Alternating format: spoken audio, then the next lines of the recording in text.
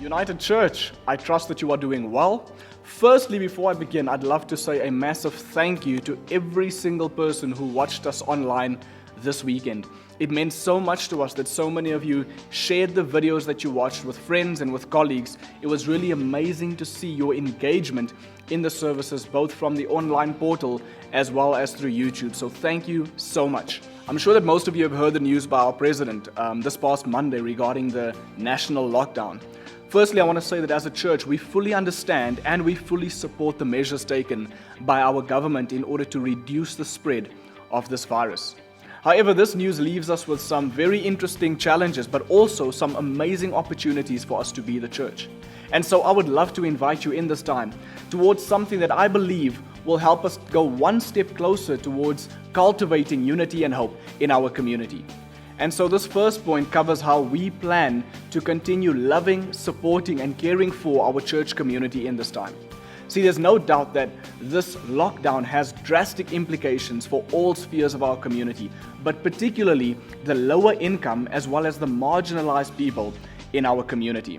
And so this is where I would love to invite you to be a part of the solution as to how we are going to care for those who might not be able to care for themselves. If you are able to, I'd love for you to put together a small care pack which consists of a few non-perishable goods that we can give to members in our community who are not able to care for themselves in this season. Here's a short list of what can be included in this pack, but you are welcome to include a few more things that you feel necessary. Another way of doing this is if you know of families who might be in need in this time, maybe work is a bit scarce or they aren't able to bring in an income, why don't you take ownership and put together a pack like this and just send it to them? Otherwise, if you might not know families but you are able to contribute, then drop us a message on our WhatsApp phone and we'll get in touch with you and arrange a date and time when we can pick it up. Maybe we can meet at a shop for someone to collect it from you and pass it on to the families who need it. Secondly, this is for those of you who might find yourself in this position.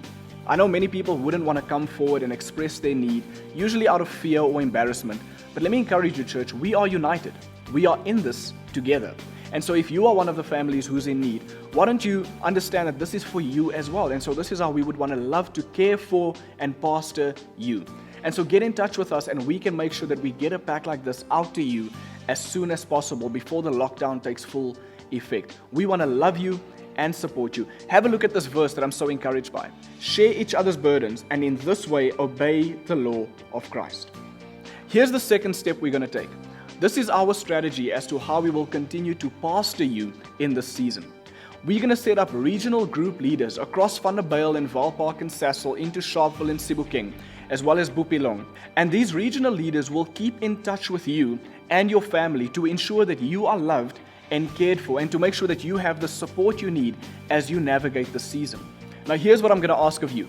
If you could forward your address to one of the email addresses that will be displayed on the screen below, we will properly allocate a group leader to you according to your region. What this will do is this will allow us to adequately pastor and care for our church without any delays.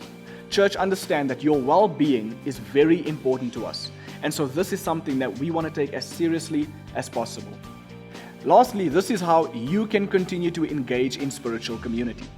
Let me encourage you to continue to make your spiritual disciplines a priority. Continue to pray, worship, read scripture, and journal. This is something vitally important because this will allow you to stay connected to God and to His Word. At the same time, here are two resources that I believe can be of a tremendous help in this season. The first one is the Bible Project. They make little animated videos of biblical themes and biblical books and a quick overview as to what you need to understand. These resources are all for free, and so you can log on to thebibleproject.com. And secondly, Messenger courses have made their material available for free for the next 30 days. If you go onto messengercourses.com, you will have an array of courses to choose from that will be beneficial to you in every season of your life. I truly trust that this will be a helpful resource to continue to get you to grow in the season that you are in. And lastly, some good news. We have a guest speaker with us this weekend online. We've got Pastor Candace Chicken all the way from Thrive Church in Boksburg, who will be ministering a word in season for you and for me. And so make sure you don't miss out. You can catch us on our online portal at unitedchurch.online.church or visit our YouTube link. All of our sermons will be available on YouTube if you just search United Church SA. Before I head out, I'd love to encourage you with this verse from John chapter 16, verse 33. It's been ministering to me so much this week. Jesus says, "But take heart, for I have overcome the world." Church, let us be filled with courage. Jesus has already overcome. We just get to step into the implications of the gospel that Jesus made available for us. I'm so excited for the season ahead, church. Why don't you consider how you can continue to be a part of the solution and help us cultivate unity and hope?